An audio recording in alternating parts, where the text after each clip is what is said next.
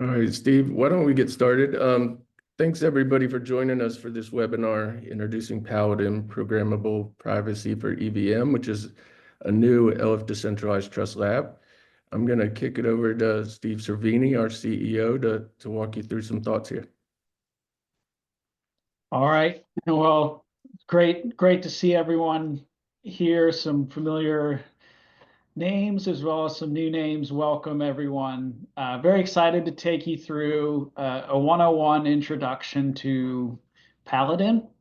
As Mark said, a brand new project trying to solve a very hard problem in the EVM space.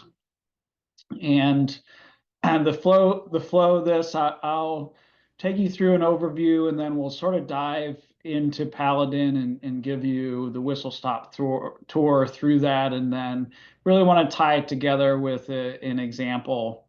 And we will open it up for Q&A at the end.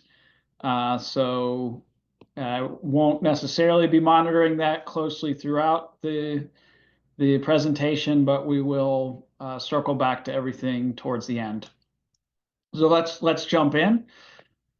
And just by way of introduction, the Ethereum virtual machine has a lot going on. It's a very vibrant ecosystem.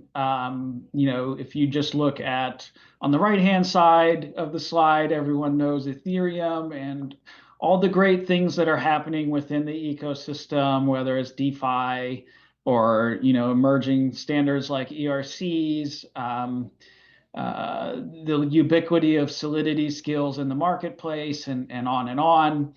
And actually, on the institutional side, there are various studies and surveys, and they all show quite a large amount of activity on the institutional side as well for EVM. But when you ask companies what the largest barrier for them is within the EVM space, or what's one of the biggest challenges, if you ask them to rank those challenges, privacy comes out number one at the top.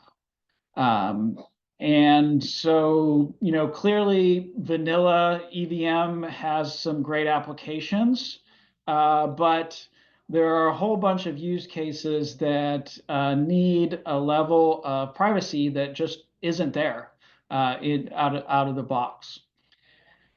And so that's where Paladin sort of fits in. But before we get into Paladin, I want to introduce an example to you to explain what privacy actually means when we just use that term.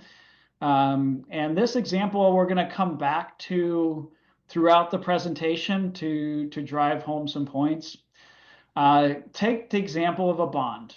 And down here in the gray box, there is an EVM blockchain. And this could be any EVM blockchain. It could be a permission-based chain that you've set up. It could be mainnet Ethereum. It could be a roll-up. It could be a layer 2, any EVM blockchain, right? And on that blockchain, you have coded up a bond. And it could be a very sophisticated financial instrument, right? With different mechanisms, subcontracts, escrows, et cetera, that are all sort of collectively comprise the bond, right? And that's great. There it is on the EVM. But what does that mean for the organizations or individuals that can connect to this blockchain? The default for an EVM blockchain is what's called world state and therefore world visibility, meaning all of these different parties. And in the case of the life cycle of the bond, we'll highlight a few. Again, actually a very simplistic view of the life cycle of the bond. But there's an issuer who actually creates or issues the bond itself, the custodian who holds bits of the bond on behalf of the investors.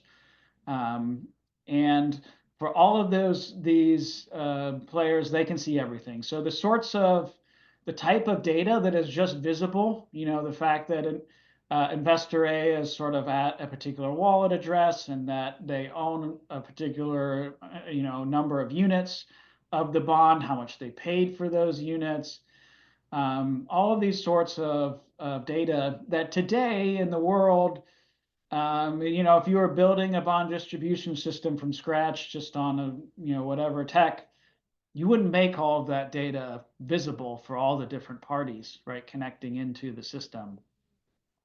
That maybe there is some data though that should be visible to everyone. Things like how many units are in the bond overall and how many are still available. So you sort of have this mishmash of types of data, of categories of sensitivity of that data, and just using sort of vanilla methods that exist in the EVM space, you end up over disclosing on that data. And so this is, in essence, when we talk about privacy and the privacy problem that a number of enterprise use cases in particular have with the EVM, you can kind of get a sense for really, what that means. So then what is the promise of Paladin? So the promise of a tool like Paladin that solves the privacy problem is essentially that each participant will only see the intended information for them.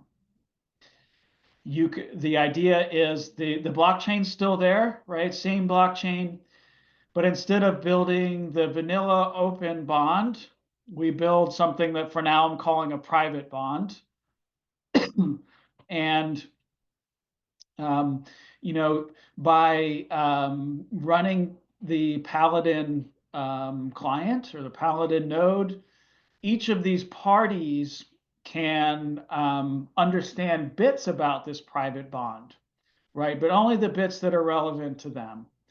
So the issuer, for example, can see just bits of data about the life cycle of this bond pertaining to its issuance, while the custodian may need specific subscription details related to its investors. As an individual investor, I can see just my subscription for my bits of the bond. And these investors over here who don't own anything in the bond can only see the public data. So you can almost think about this like running the Paladin client and putting on the Paladin goggles, right? And through those goggles, you can see bits of this private bond come to life for you, the bits that are programmatically defined as relevant to your role. So that's the promise of how I'm claiming it's going to work. So as we go through this, hopefully you'll get a sense for how this actually works in practice, at least at a 101 level today. So to take you through Paladin, I want to do it in 3 parts. First, let's start with the tokens themselves. So we're calling these private tokens. The first thing to understand is everyone's heard of, the ERC20s and the 721s. Great. Understand that these are very, very minimal interfaces with just a few functions defined. And so what happens in practice is there's either, as you're building your token, you're either customizing, these very basic starting points, or you're extending them, and you may even be using, starting from a much more sophisticated interface, depending upon the asset that you want to define and how complex that asset is. So there are other standards out there for more complex assets that, again, inherit from these very simple bases, but then add on many, many different other functions. So that's kind of how it works today. And the goal of these private tokens that, at least for now, we're calling the ZRC tokens, is we want to maintain that same level of programmability. We want to conform to those simple interfaces and allow, in just the same way that you can sort of compose and build on top, we want you to be able to do that with these private tokens as well. So goal, compatible, fully programmable. So maybe that's what they look like from the outside, but when you actually look on the inside of the token, you'll see something quite dramatically different than what's there today. So now we're sort of looking inside of the EVM, and if you're familiar with how it works, there's what's called the state machine that you can think of as an account balance sort of state machine. And the data that's on chain is everything that you store on chain, right? So the balances of the accounts, the current ownership, the lineage of that, the state history, and so forth. But when you look on the inside of the ZRC token, it is fundamentally a UTXO based state machine. And the technical terminology here, a set of commitments to private states. Now, this is not novel to Paladin, so remember, there's been a long lineage of different privacy approaches, techniques over the last number of years. And, off the top of my head, 80–90% of those leverage a UTXO model for the state machine. There are very good reasons for that. And if you happen to have heard the term UTXO and you think of Bitcoin, and then you hear EVM or Ethereum and you think account balance, you're going, whoa, wait, how can you do what do you mean UTXO? This is Ethereum. Remember, the EVM is a fully programmable language. So you could write any sort of data structures practically, and any sort of business logic that you want inside of that. So of course, what we can do is build a particular state machine for a given contract, right? We can define what that state machine is. In the case of these private tokens, we can build a UTXO state machine for tracking the state of it. And we can further decompose privacy down into 3 attributes. One is the level of anonymity. So can you see who has submitted a transaction? The second element being confidentiality. Can you see the transaction details of the payload itself? And then history masking. Can you see historical details? And in the case of our ZRC tokens that we've defined, you can achieve privacy for all 3 of these privacy attributes and these privacy elements, which is very important to be able to accomplish that, again, depending upon the specific use case that you're building for. So the next thing to know about these privacy tokens is there's actually more than one implementation of them sitting alongside one another inside of the Paladin framework. So I'll introduce 2 of those to you on the slide and a third one a bit later. But the idea is Paladin is a framework. So the community could choose to implement more of these privacy domains, each with their corresponding privacy token. And that's great. Paladin's designed to support multiple different privacy types, architectures, all running side by side. So it's sort of this, in addition to being a privacy solution, it's sort of a meta solution that's going to evolve as privacy technology evolves and progresses. So I used the term domain just a second ago there. You notice Paladin what a Paladin domain is a full stack architecture of a privacy architecture. Your organization can play one or more role within a domain. Your client can participate in many different defined privacy domains. And in the future, there could be more of these privacy domains defined. At a high level, just introducing the first two, and I've got a more detailed view of these later on in the deck. The Nodo domain is an issuer-backed domain. And the idea with the issuer-backed is a trusted party sits off-chain and signs a pre-submission transaction that sort of authorizes a party to do something. This is a known pattern in the enterprise space. It's been implemented before. It's well tested. And indeed, multiple different communities have an implementation of this. So Paladin brings an implementation to the EVM of this known pattern. It's in the box. You can define a Nodo domain and be off to the races. There is one special party called an issuer that plays a special role in the life cycle of these tokens. By contrast, there's no special party in the zero knowledge or ZETO token. At least no special party for all transactions within the domain. And in this case, if you're familiar with zero knowledge at all, it involves generating complex mathematical proofs for transactions that go on chain.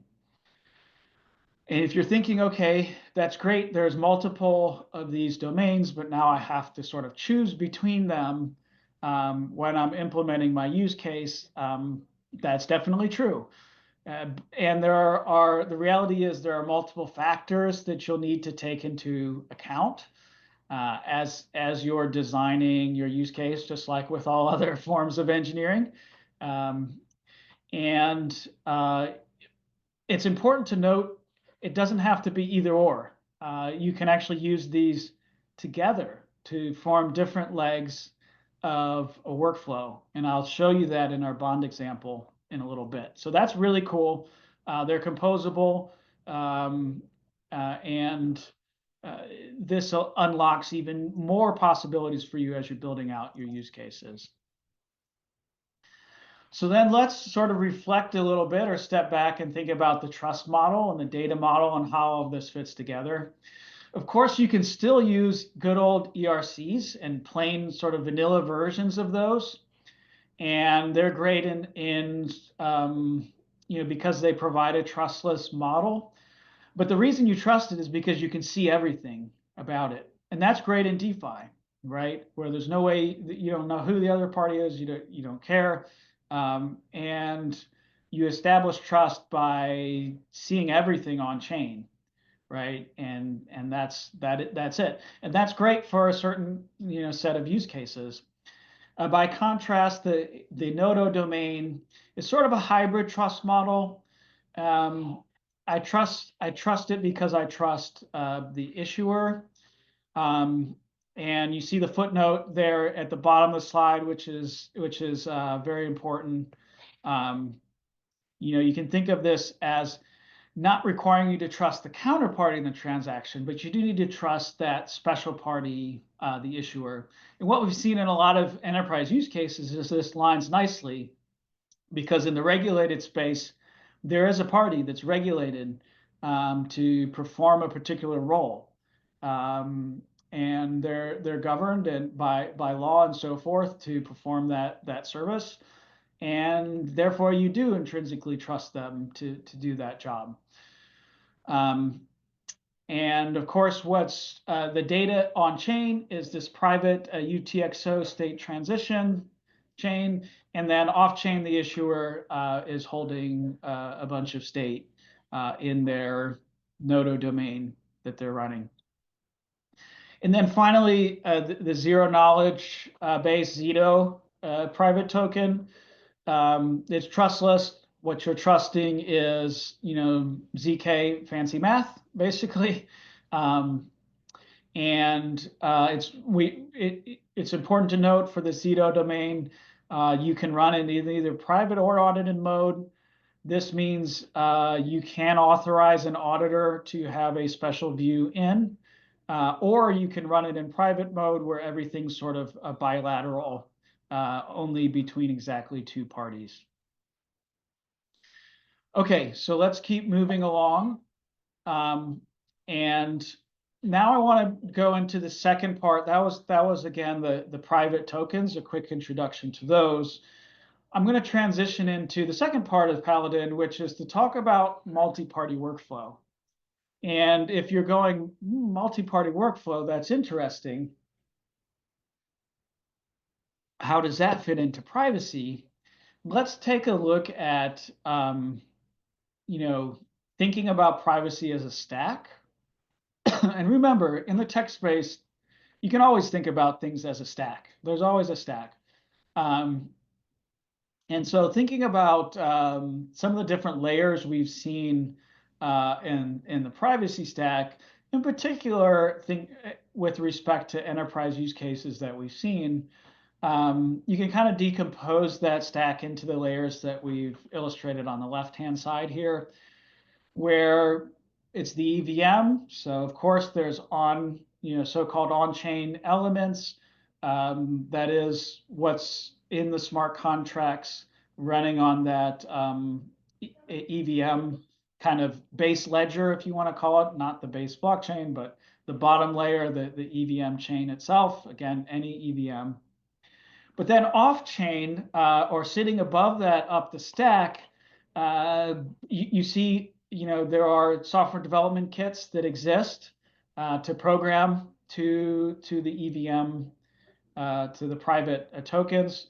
And in all cases that we've seen for privacy implementations, there are other bits further up the stack. So there's private data that's held by one or more parties off-chain, whether that's zero knowledge, that's the case, whether that's an issuer-backed pattern, that's the case, whether that's other forms of sort of off-chain hash pinning or other things we've seen in prior generations, that's also the case. And interesting for enterprise use cases, as you get up the stack, you see that there's also this kind of workflow layer. So, real world assets and enterprise use cases, there's a lot of coordination that's happening. There's a lot of workflow, sort of before, during, and after what actually goes on chain. And we found quite a lot of the custom code is actually in this multi-workflow layer. And indeed, the community has had a go at building a tool for that. If you're familiar with Tessera that existed with Quorum and Besu in those communities, that was essentially it was called privacy groups or private smart contracts, but it's sort of this layer at the top of the privacy stack for data exchange and for coordination amongst smaller groups than those subsets of participants in the broader blockchain. Again, we've loosely, just to help you map, if you're familiar with other sort of tools out there, this is not about any direct comparisons or calling anyone else's baby ugly or anything like that. We're just trying to help people sort of draw a conceptual map in the way that we're thinking about it and help you to bridge your thinking. I think the point here is that especially some of the projects that we've either worked in directly in prior generations of EVM tech, and or are kind of familiar with, we see them as really focusing on certain areas or certain layers of this privacy stack. The goal with Paladin was to try to encapsulate this entire stack, all sort of in a single node, so that as an EVM developer, you don't get these nasty surprises where, say, you've picked up, a shiny ZK implementation, and then you realize, oh, like 80% of my code is actually in this workflow layer. I'm on my own, right, for that. Or, yeah, there is a protocol here, but there's a ton of programming, to actually make this work. Or I need to figure out how to manage all of my own runtimes and integrate them all together, right? Same thing, you could draw comparisons in other directions. But with Paladin, we brought all of those together, sort of in a single, tightly bundled, easy to run client. And so moving on into this workflow layer, then, um, uh, again, we found, and actually, this is an analysis of Kaleido, some Kaleido projects, more than 90% of the business logic that makes up sort of an enterprise token, or how people are thinking about their token, actually existed in this workflow layer. So it was really important to us, feeling like Paladin is a next generation approach, standing on the shoulders of the learnings and some of the other projects. We wanted to really push the ball forward at this layer. And if you're familiar with Tessera, you know that a project has been explicitly deprecated. And so we, in particular, looked at Tessera. We've personally worked with that project a lot. We wanted to really push the goalposts forward quite a bit with Paladin. And again, the idea here at a high level is, these two organizations, they're interacting through this private token, but there's a bunch of communication data, deterministic business logic that they want to execute between themselves that maybe doesn't necessarily fit naturally in the on-chain smart contract. Maybe that's for efficiency's sake. Maybe there's a large amount of data. Maybe it's the nature of the data, some combination of all of that. And so I want to introduce a third Paladin domain to you called Pente. And Pente means 5, Tessera means 4. So this is kind of the next generation of what was called Tessera smart contracts, or you could think of it that way. And that is the Pente privacy group.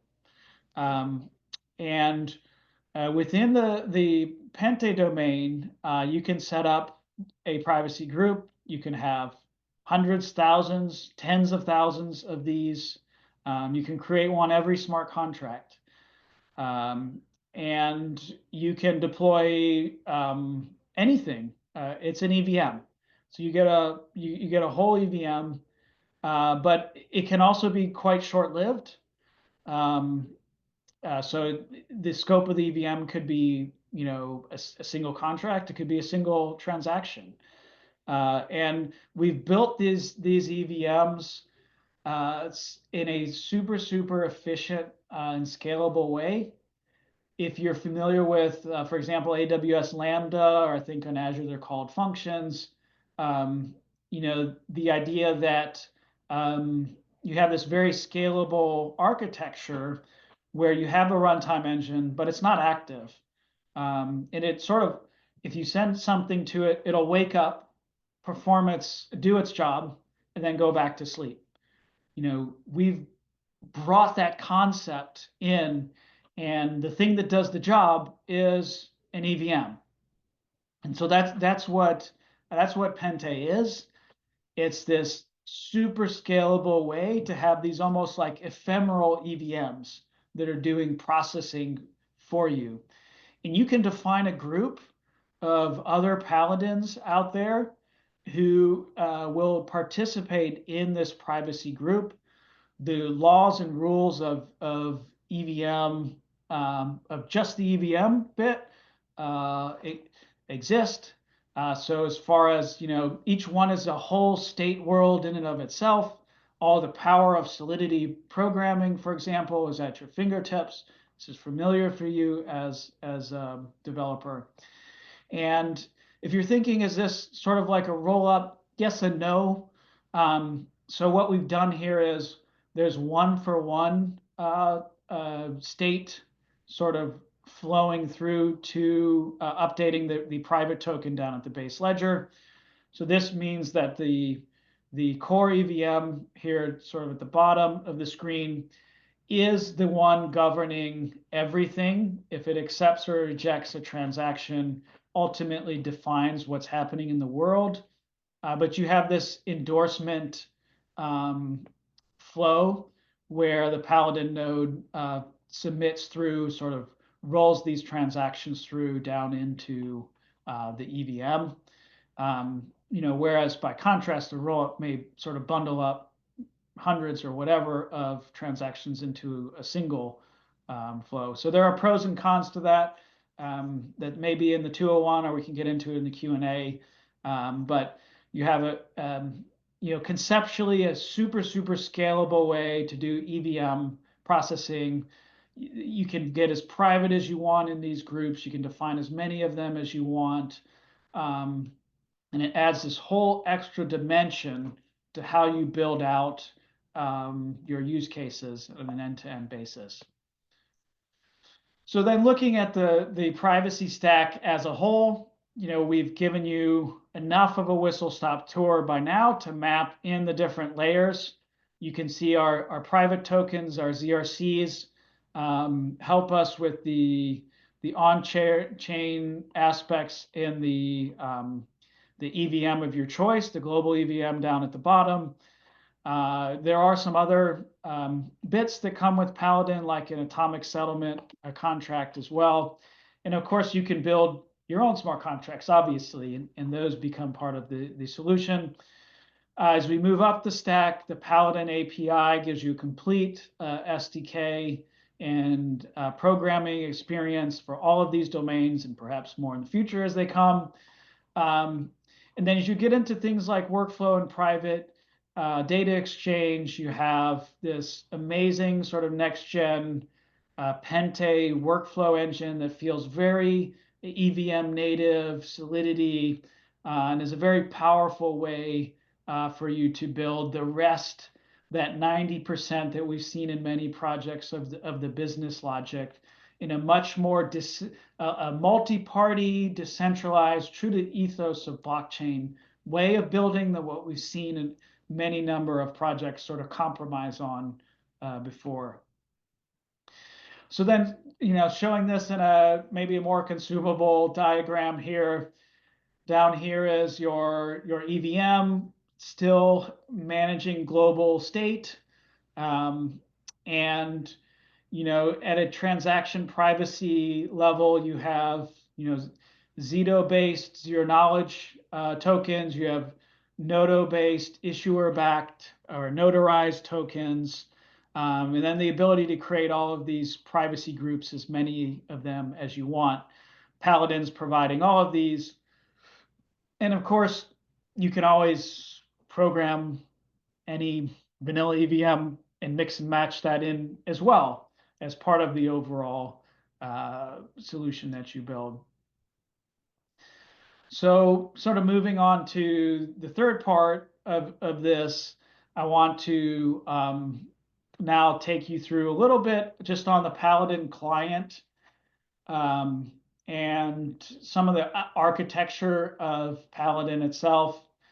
I've at various points I've referred to it as a toolkit, a framework, a node. Help us figure out the right word. That one's very very tricky as you get to know Paladin better. But I think it's important distinction. This is hundreds of thousands of lines of code. This is a complete runtime. This is something that you can take and run anywhere. It's super lightweight. It was really important to us. It's all bundled into actually a single process. So it's very, very efficient. And so it feels very lightweight to get started as a programmer. It's very low burden operationally run it, but it is a very powerful engine in Paladin. It's complete. So you are configuring a runtime engine rather than building one from an SDK, right? That's a key point I want to make clear with Paladin. You can get started today. Here's a view of what the client looks like. There are a number of very important components. Frankly, there are whole companies just built around one of these components. There are multiple of these in the box. Paladin has probably the most sophisticated transaction manager that's ever been built in the space for the EVM. That's my opinion. Very sophisticated. Is actually built on 7 years of learnings and multiple generations for Kaleido. Completely necessary as you understand how these private tokens work to have a very sophisticated brain in this. Backing that brain is a robust indexer. If you're familiar with UTXOs, you know that indexing is very important. So the Paladin client just does all of that. It has very robust, reliable connectivity built into it, into the blockchain, not even on this picture. And then has a wallet slash a vault. Because these private, it's no longer just like simple Ethereum keys that we're talking about here. Things like zero knowledge tokens have, baby jub jub and whatever, 7 different things that I don't even remember the name of all of them. Sophisticated keys, right? Multiple kinds. This vault, this wallet holds all of those and the private data, the corresponding private data and state. So this client's very important. Um, uh, it's holding all of this data so that when you put on the Paladin goggles, as I said earlier, you can see exactly what you're meant to see. And then, of course, it's running all of the privacy domains that are defined for the token or tokens that you are interacting with. And it's all of the runtimes are doing their jobs as well, corresponding to that. And then, of course, on chain, there are the private tokens themselves. There is a registry as well that you can implement for your use case so that other paladins can find each other, which maybe we'll talk a bit more about in the example. And then also the ability for atomic settlement, which is a huge deal. It's a huge wow. I'm going to emphasize this in the bond scenario when I go back to it in a minute. But these tokens, all existing on the same EVM, you can create very complex atomic transactions involving these tokens. There's a lot more to Paladin than what I just covered. This is proof that that's the case. Come back for later webinars. Look into the Linux Foundation Decentralized Trust community. Join those meetups to go to the 201, 301 level. As an advertisement or reminder, we are going around the world to major cities over the next 3 to 6 months, doing all-day Paladin workshops. You can get your hands on, go really deep. There's a lot involved in this Paladin runtime beyond this 101 view. As far as atomic settlement goes, I want to talk about that for a minute here. So, go back to the global EVM sort of base ledger that's running here. This could be mainnet Ethereum, could be Besu, could be your own rollup as a service, could be layer 2, whatever. But on this EVM, there are multiple privacy tokens as well as vanilla open tokens, whatever. You can create a single contract, right? that performs a single transaction that's committing states, that's agreeing to activities that are happening in an arbitrary number of Paladin privacy domains. So in this case, a bond transfer is happening in leg one, and that the issuer is being notified or maybe has some approval in leg two. A subscription is happening in leg three, a payment's happening in leg four. These all can exist in their own privacy bubbles, programmed specifically to your workflow and use case. And they all can either succeed or fail together, right? So there's no need for compensating transactions, two-phased commits, et cetera, that sort of very, very complex world that you get into when you don't have true atomic settlement. These things, they all succeed or they all fail, right? And that allows you to think about blockchain programming fundamentally differently, right? Than you've had to do up till now. And you're not trading off the sort of classic full visibility. You have these privacy bubbles. So this is really, in a nutshell, the sort of the big wow that Paladin makes possible for you in mapping your own use case, right? Make it 5 times more complex. Like the same principle still applies. Paladin is modern software. It's cloud ready.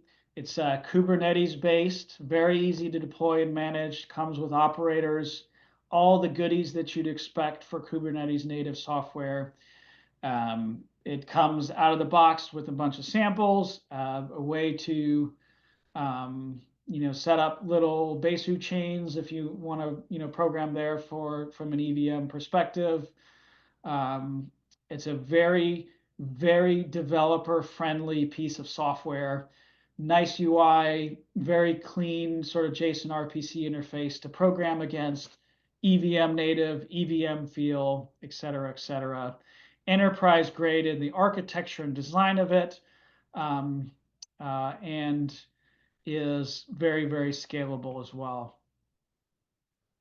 So I promised a quick deeper look at some of these the individual tokens. Again, this is more a teaser for like the 201 level, and these will be available as a part of the content that in the community. There's a bunch more in the docs that you can read as well beyond what we're getting into today. But here's a picture of the Zito zero knowledge backed tokens and an example of sort of what the private UTXO state is and how that flows through onto the EVM. Similarly, this is a more detailed view of Nodo and the notarized UTXO, and how those existing on-chain states move forward in the UTXO model into new on-chain states as well. And then the third domain here is Pente, the privacy groups. Again, a more detailed view, lots to dig into in this architecture as well, of how endorsement, signature collection, all of that happens, and how those states are committed or rolled up onto the EVM. So I promised, last thing I'll cover, and then we'll takes a few questions in the Q&A. I promised to go back to the bond example, so let me do that here. So remember on the left-hand side, the initial example, the vanilla bond, all of the data open, everyone can see everything, good for certain use cases, but not for others. The promise with Paladin, where you can create this, still the same EVM blockchain, still fully in control of this decentralized implementation of a bond. All of that's true, But by running a Paladin client that gives you sort of the Paladin goggles with the wallet and the indexer and all the integrated components, you can build a private bond. And with that private bond, these parties will only see the bits of the data they're supposed to see. So let's step through that bit by bit. So over here on the right-hand side, I'm going to build this out. First, of course, instead of our vanilla ERC, we're going to start with our ZRC token, something that we provide out of the box with Paladin.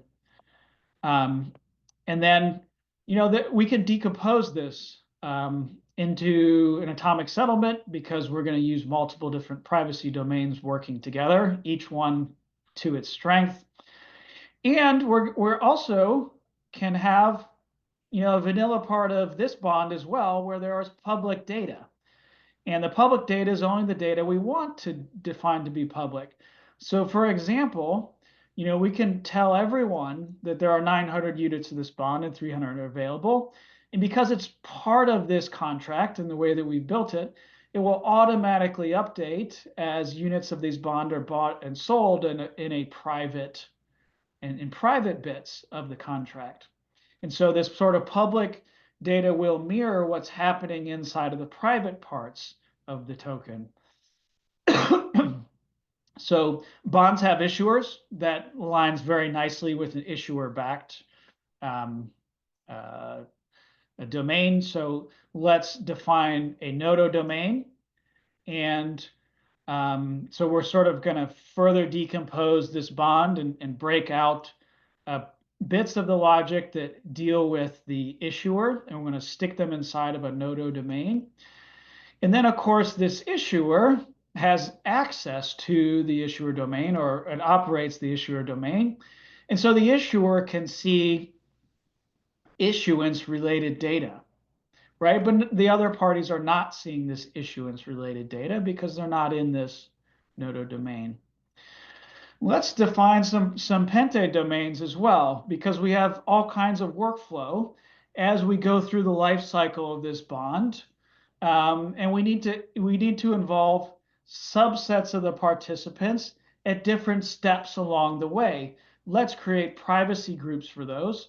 Again, let's decompose. Let's pull out bits of the vanilla bond, and let's put them inside of a privacy group. Notice inside this privacy group, we can now, program fully vanilla ERC. That's totally fine because it's running on this EVM, these ephemeral EVMs inside of the Pente. It's a full EVM, it's a full world, but the only parties inside of this world are the issuer and the custodian. And in this privacy group, what we're maintaining is the investor registry. So these parties are authorized to know about this sort of information, and they will do so inside of this privacy group. Let's create another privacy group to handle an individual subscription. And we can do this on a per subscription basis. So investor A wants to buy something. Great. Let's do that inside of a privacy group so that only they and the custodian know about it. And so for this piece of data, the fact of how much they're paying and the number of units that they've achieved or purchased are only available to those two parties inside of this group. And I could go on and on. I could actually create, for example, not in this picture, a ZDO, zero knowledge base cash token, right? That works out really well for cash while using a Nodo issuer-backed token for the overall backbone of the bond itself. I could do that, and I could still maintain atomic settlement, or I could accept payment through a stable coin, right? That's a vanilla coin that's just available open on that's on this EVM. All of that's possible.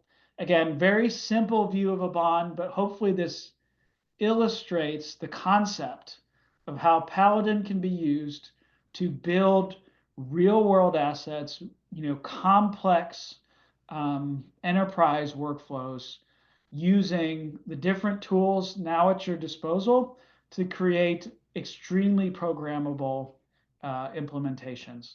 And a final thought, on top of this atomic settlement, you have composability. So maybe the issuer built out this initial bond implementation. That doesn't mean that other communities or other organizations couldn't build on top of that once it's out there. In the same way that there are many groups building out on top of stablecoins, different use cases today. These, at the end of the day, are tokens with interfaces that are very much programmable in their own right and extensible. And so that example I gave a minute ago, where a cash token could be implemented by a completely different party and fit seamlessly into this scenario, is very realistic. And it's key for all ecosystems going forward. Still with atomic settlement, because the rules of the EVM world still apply. And you have kind of the big wow, the beauty of the EVM space. So I'm actually going to pause here and maybe just pause on this slide, but turn it over and welcome Peter, one of the core developers, and I may have others on with me. And Mark, if you could maybe help us, Mark, Peter, Jim, cherry pick some of the questions and jump into some of the Q&A. Good thing, and thanks, Steve. Peter's done a great job of tackling a lot of these questions in the chat. I'm not surprised. A couple that remain really around Pente. Peter Bodwell asked, for Pente privacy groups, how do different organizations connect to one another? Is it through the base layer or via some other form of interoperability protocol? And Peter, just to jump in as you take the point one, also if there are themes to the questions or points you want to emphasize, key points from them you want to call out as well, please feel free to do that as well. Yeah, that's great, and there has been some really great themes in the chat around if Paladin brings together lots of different tools, it comes out of the box with some, lots of other privacy technologies could be fitted into Paladin as a runtime to host them, and it lets you work together between them. There was a lot of conversation about, well, when would I use which tools? Is Paladin trying to introduce some new model into the ecosystem? Well, absolutely not. So Pente smart contracts fit one piece of the puzzle. It's the only piece of the puzzle solved by technologies like Constellation and Tesla in the past, and they solve it, and Paladin solves it in a new way.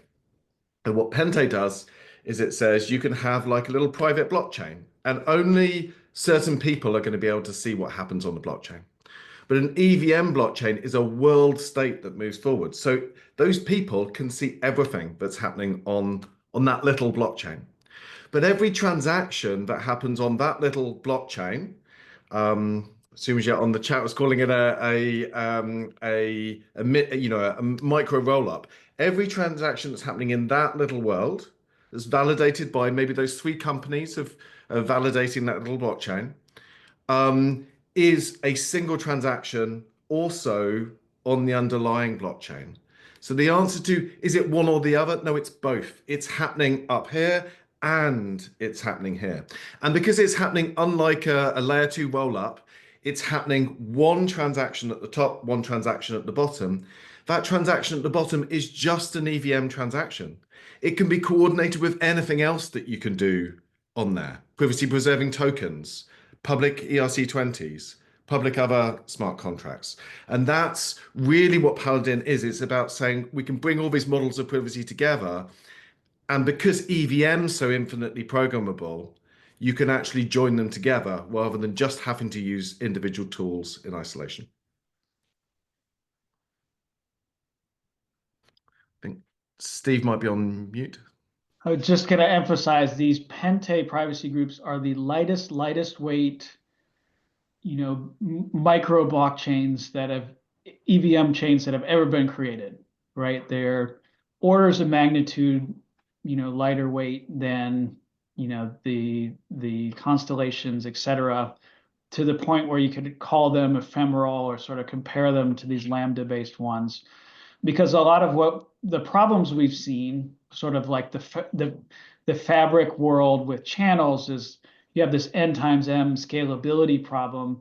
Once all these things are running, that you just sort of collapse, everything collapses. Like, how do you manage? But this is designed to be so lightweight that you could forget about them forever, and you're not going to break.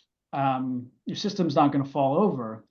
But equally, they're still there with their full world state. So if you, like at Lambda, if you want to wake them up and call them, and you want to prove to an auditor that something did happen, or that a state was the case at some point in time, they're also always there forever as well. So very, very, very dramatic, sort of powerful tool that you could leverage to program against.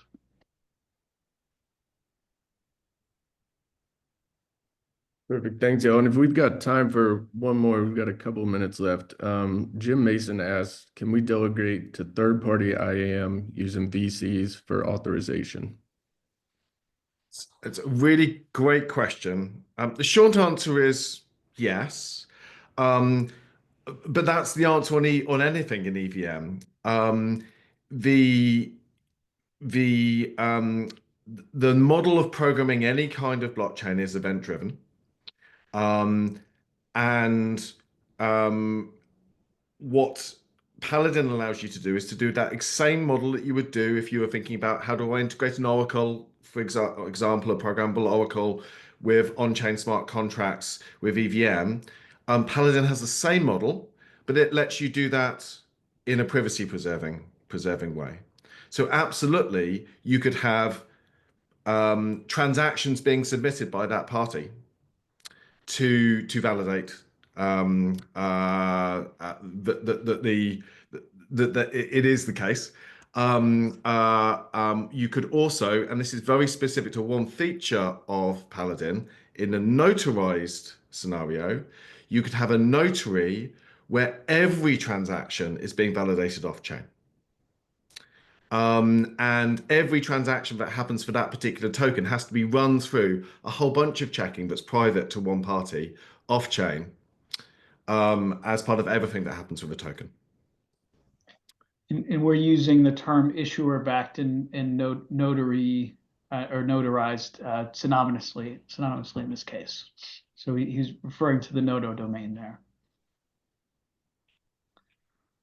And this is Jim, the other Jim. To add to what Peter said, if you want, so one of the sort of core tenet of any blockchain design is every transaction must be signed by some party, which means it's a pretty different mechanism than validating that a party has certain attributes, in the case of verifiable credentials, which is about checking for attributes of a party and then give authorization. That's a quite different mechanism required for blockchain transactions to be signed, which means you have to have possessions of specific private keys. On the other hand, there is opportunities in Paladin to utilize verifiable credentials in terms of validating the attributes of the submitter, and then you still have to map that to a private key, which then signs transactions to go on blockchain. So that's a good question for further discussions to enhance Paladin to integrate with verifiable credential-based user authentication. Thanks, Jim. Hey, Jim, is there any other high-level things you wanted to mention specifically about the Zito domain? It's probably got the least amount of airtime. And for those who may have been familiar with Zito, it was actually seeded to the community maybe 6 months in advance of Paladin itself. It was never intended to be a separate project. We put that code out there first because there's zero knowledge stuff in it, and we wanted the very advanced part of the community in the Linux Foundation reviewing that code and providing feedback on the zero knowledge implementation. So Zito you may have heard of because it's been out longer, but it was actually all part of the roadmap and timing for Paladin. So Zito does sit inside of Paladin as a Paladin domain. Yeah, thanks, Steve, for that shout out. Yeah, I just want to encourage folks to, in addition to checking out Paladin itself, also check out the sister repository in Linux Foundation Decentralized Trust Labs called Zito, which is the implementation for the Zito tokens. It's not one implementation, it's a collection of, I think by now, about 10 different implementations enforcing different transaction policies that we'd love for you to check out and then give us feedback. It's gotten feedback from some potential customers with global banks, including central banks, as well as academia to give us feedback on some of the implementations and security aspects. Would love for you to let us know if there are additional policies you'd like to see enforced, or if there are other use cases we need to consider.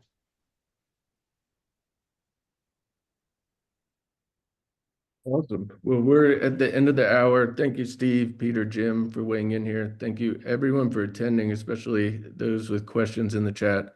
Certainly an awesome discussion. We'll make sure that everybody gets a recording and the materials after this, and happy to schedule any follow-ups for additional questions. And Peter, any last word on recommendation on how to get started? Yes, so please go to the Paladin repository. Click the documentation in the top right, go to Quick Start. Within a couple of minutes, you should have a Pole Paladin and Basu network running on your laptop. And just a shout out, there is a blog either out or coming extremely soon, which will give sort of a description of all of the topics that were just at a high level today. And that will be a really good way to sort of go back and look through. And I did also see that there was requests for all the materials, so those will be published as well. If you want a private briefing, ping us. If you have questions, Peter, how would they connect with the community? Yes, so if you get as far as the Paladin GitHub repo, I think we have a quick link on paladinprivacy.org as a way to sort of get hold of all the links that you might need. So if you get there, it describes the Discord channel. And if you click that Discord link, it'll invite you into the right Discord server and drop you into the right channel, and put a question on there, and it will get to the right people. Yep. So ping us for a private briefing to learn more. And then as I mentioned at one point during this, there is a roadshow going around the world in some of the major hub cities for Paladin, hands-on workshop, deep dive day. They've been really great. The last one we did was in New York City. In December, Citibank was gracious enough to host. We had a large number of organizations kind of come and get their hands on it. We'll be doing that. We'll be taking it to a number of other cities, probably later in Q1, early Q2. So stay tuned for those dates as they become available.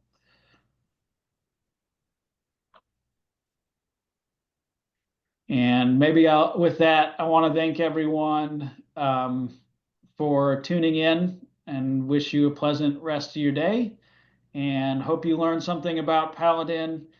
Let us know your feedback on the presentation today. We'll be sending out the materials from here. Thanks, everyone.